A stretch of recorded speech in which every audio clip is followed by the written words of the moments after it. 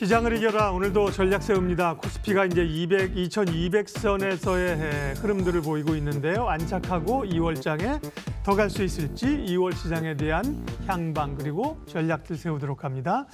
IBK 투자증권 김예은 연구위원 오셨습니다. 어서 오십시오. 네. 안녕하세요. 연휴 사이에 이제 트럼프 대통령이 국정연설하면서 북미 정상회담 하겠다는 일정을 발표했습니다. 네. 예상대로 경협주가 오늘 이제 강한데요. 네. 근데 경협주가 이제 뭐 뉴스 모멘텀에 따라서 울고 웃어서 그렇죠. 연속성을 가질지가 좀 관심입니다. 어떻게 보세요? 아무래도 모멘텀에 따라 움직이는 주식이다 보니까 이런 거 관련된 게 뭐 긍정적인 뉴스가 나오면은 또 강하게 상승세를 보였다가 또 조금 있으면 차익 실현 매물이 나오는 이런 모습들이 나타나고 있는데요. 오늘 같은 경우에도 장 초반에 조금 더 강하게 상승을 했다라고 하면은 지금은 어느 정도 좀 상승폭을 둔화된 상황이라고 할 수 있을 것 같고요. 전반적으로 연말에 비해서 위험자산 선호 심리가 살아난 상황이기 때문에 이 북미 정상회담이 이제 일정이 확정이 되고 그리고 실무회담이 이제 평양에서 일어나는 등 이런 것들은 긍정적인 호재이지만 이렇게 위험자산 선호 심리가 살아난 거를 지수 상승으로 이끌기에는 사실 부족한 모멘텀이다라고 할 수 있을 것 같고요. 이게 지수 상승을 이끌 수 있는 모멘텀이 되기 위해서는 북미 정상회담 이후에 다른 정상회담들이 연이어 나타나면서 진짜 실질적으로 무언가가 바뀌는 것이 나타나야 이제 지수에 좀 더 긍정적이라고 할 수 있을 것 같고요. 지금 이 정도의 모멘텀은 그냥 위험자산 선호 심리가 살아난 거에 이제 조금 기인하는 정도라고 보시는 게 더 정확할 것 같습니다. 예, 경협주는 참 고민이 많습니다. 왜냐하면 이제 IBK는 어떤지 모르겠지만 주요 증권사들이 뭐 이 대북 북한 관련 리서치 팀을 만들기도 하고 장기적으로는 결국 이제 한반도의 통일 평화의 기운들이 우리 구조를 바꿀 수 있다는 구조이긴 하나 단기적으로 이제 주식시장에서는 모멘텀에 따라 움직이기 때문에요. 대응이 쉽지 않습니다. 예.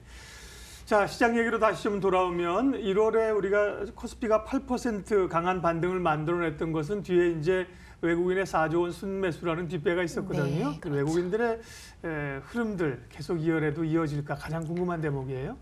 아무래도 외국인들의 수급이 뒷받침해주고 거기에 플러스 연기금까지 사실 더해진 상황이거든요. 1월 장은 사실 모멘텀이라기보다는 수급으로 인해 상승한 장이다라고 볼 수 있고요. 그렇기 때문에 수급 강도가 약해진다라고 하면은 시장 자체의 이제 상승 흐름이 둔화될 수 있는 흐름이다라고 볼 수 있습니다.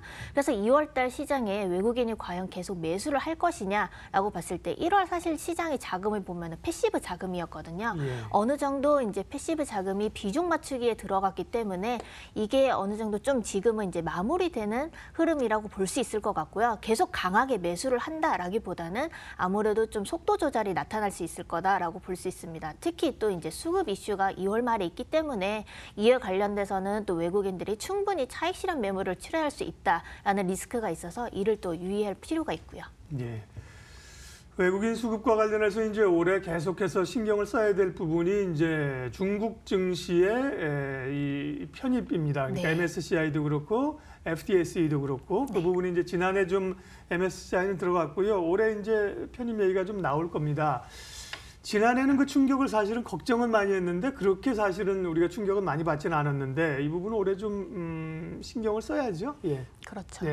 아무래도 작년에 이제 중국 A주가 0%에서 처음으로 이제 5%로 편입됐잖아요. 두 번, 2.5%씩 두 번 들어갔죠. 그렇게 됐는데 사실 이거는 이제 작년에 증시 자체가 그렇게 좋지 않으면서 같이 하락하면서 외국인들이 이제 자금이 빠져나가는 것과 더해졌기 때문에 이 영향이 사실 이제 크게 나타나지 않았다라고 볼 수 있을 것 같고요.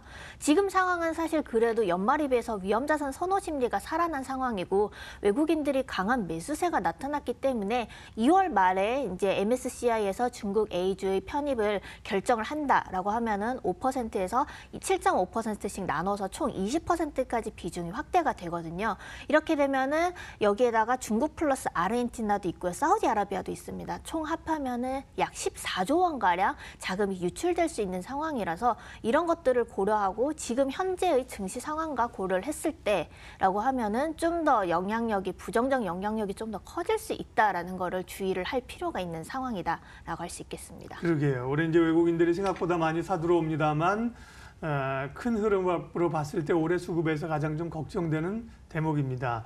그런 말씀하신 뭐 중국이나 사우디 시장보다 한국 시장이 매력을 가지고 있느냐 이게 이제 관건일 겁니다.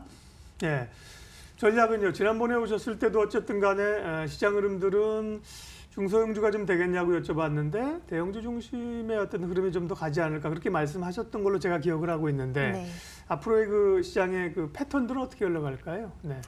우선 지금 상황으로 봤을 때는 네. 그래도 아직까지는 조금 대형주가 예. 괜찮을 거다라고 보고 있는데 전반적으로 패시브 자금이 들어온다라고 하면은 대형주가 상승을 할 수밖에 예. 없는 상황이고요.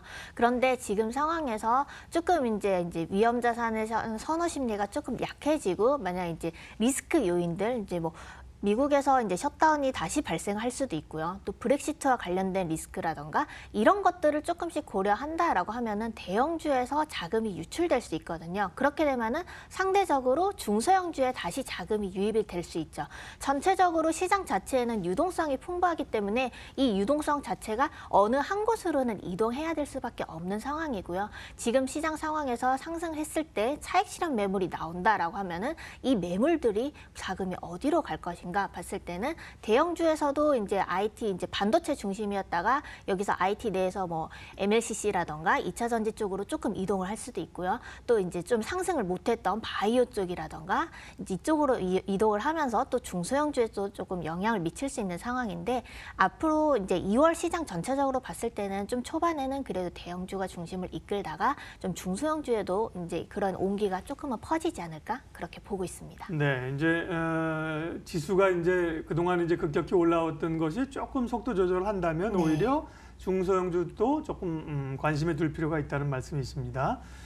예, 그러면 이제 2월에 관한 변수들, 전망들 얘기했는데요. 2월 포트폴리오 전략을 어떻게 짜면 될까요? 좀 구체적으로 얘기해 주세요.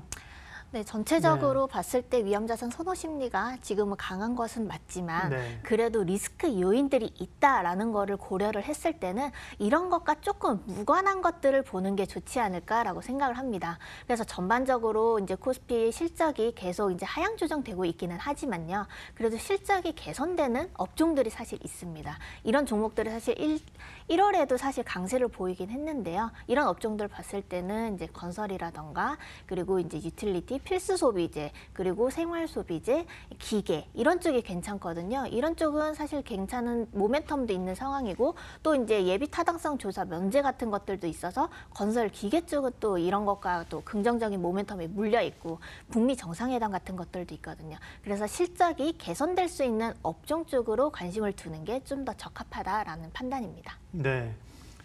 어떻게 보면 시장의 어떤 핵심 파트는 아닌 걸로 보이지만 뭐 건설이나 유틸리티, 소비재 약간 조금 방어적 성격이라고 할까요? 뭐 이런 종목으로 얘기를 하셨습니다. 그렇다고 하면 그동안 좀 어쨌든 지수를 끌고 왔던 패시브 자금에 의해서 올라왔던 반도체라든지요, 혹은 뭐 자동차라든지 뭐 이런 쪽은 조금 숨고르기 가능성 있나요? 네, 조금은 숨고르기를 하지 않을까 싶어요. 예. 1월에 아무래도 너무 가파르게 상승한 데에 따른 부담감들이 나타날 수밖에 없다라고 볼 수 있을 것 같고요. 네. 그렇기 때문에 차익 실현 매물이 언제든지 출회할 수 있다라는 것들이 아무래도 투자자들에게도 부담 요인이다라고 할 수 있습니다. 네. 가시기 전에 마지막으로 그러면 단기적으로 뭐 상반기든 1분기든 지금 이제 2200까지 올라왔으니까요. 위로 네. 좀 윗단을 생각하고 있는 지수대는 어느 정도입니까? 네. 원래 이 정도까지 상승할 거라고 생각을 안 했을 때는요. 원래 2210 이 정도라고 생각을 했었어요. 네. 근데 지금은 어느 정도 많이 올라왔기 올라왔으니까 때문에, 예. 그래도 조금 더 상단을 열어둔다라고 네. 하면은 2260까지는 열어두겠습니다. 네.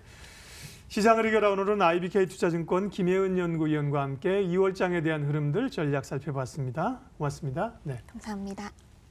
네, 지수는 혼조권입니다. 코스피는 조금 약세로 돌아섰다가 다시 강보합권으로 오가면서요. 조금 눈치 보기 형국이죠. 예, 말씀드린 것처럼 미 증시 올랐다고 우리 증시가 요즘 오르는 그런 구조가 아니다는 점에서 숨고르기입니다. 출발 마켓온 오늘 순서는 여기까지 하겠습니다. 함께해 주셔서 고맙습니다.